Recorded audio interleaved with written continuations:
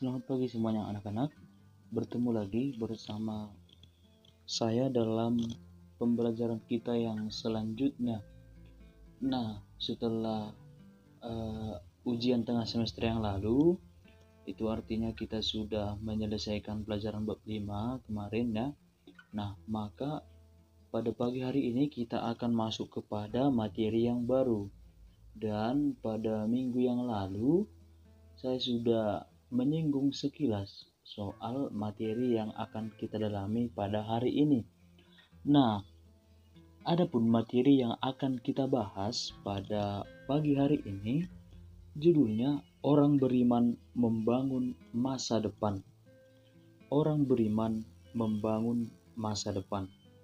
Nah, anak-anak, setiap remaja ya, termasuk kalian ya, setiap remaja tentu memiliki cita-cita atau masa depan yang akan diraih. Atau adakah salah seorang atau beberapa orang dari kamu yang tidak mempunyai cita-cita? Nah, tentu semua remaja khususnya memiliki cita-cita. Entah dari kecil itu sudah menjadi cita-cita yang akan diwujudkannya kelak, ataupun dalam masa pendidikan menemukan cita-cita atau masa depan yang hendak diraih. Nah, masa depan yang dicita-citakan itu, nah saat ini menjadi sesuatu yang harus ya, dan di sini ditegaskan harus diusahakan terus-menerus, direncanakan dengan sebaik-baiknya. Ya, maka yang namanya masa depan itu ya, itu harus terus-menerus diusahakan dan direncanakan sebaik-baiknya. Ya, nah itu dia.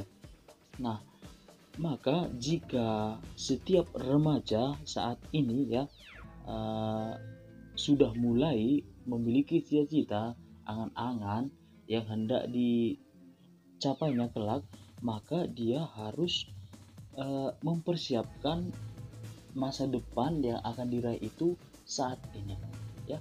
Maka anak-anak, saat ini menjadi momen atau kesempatan untuk mempersiapkan masa depan yang kita cita-citakan itu. Nah, maka perlu untuk setiap remaja selama masa persiapan ini menggali dan menemukan panggilan dan jalan hidup yang kelak akan dipilih, kemudian diperjuangkan, kemudian diusahakan. Maka hendaknya saat ini juga setiap remaja sudah mulailah berpikir ya, sudah mulailah berpikir menentukan cara hidup di masa mendatang yang akan saya geluti, yang akan saya raih kelak untuk menjadi hidup saya, untuk menjadi masa depan saya.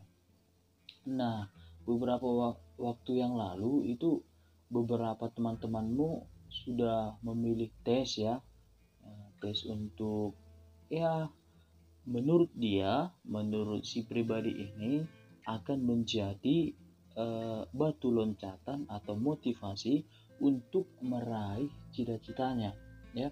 Beberapa waktu lalu ada dari kalian yang mencoba tes misalnya ke SMA Soko Surung ya, atau juga ada yang tes ke seminari menengah misalnya ya. Itu menjadi suatu langkah batu loncatan untuk meraih masa depan ya, mencita-citakan bahwa saya kelak akan sekolah di sini, saya akan menjadi ini begitu.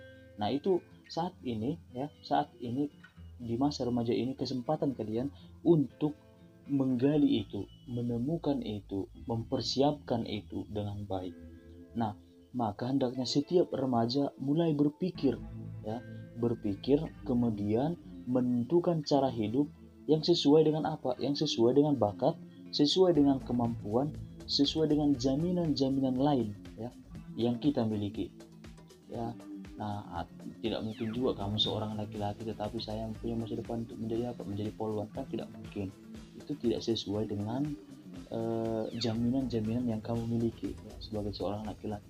Nah, tentunya seseorang itu, setiap orang sudah merencanakan ya, saya itu mampu berbakat di bidang ini, di bidang seni misalnya, maka kelak saya mau sekolah di bidang musik misalnya. Atau saya berbakat itu di bidang intelektual, berpikir secara kritis atau menemukan temuan-temuan baru ya, oh maunya saya nanti kelak menjadi dokter, nah, begitu.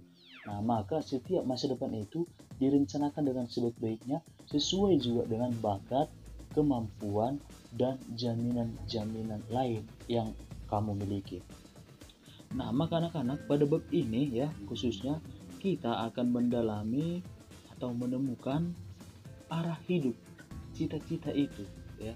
Itu yang mau kita dalami pada bab ini.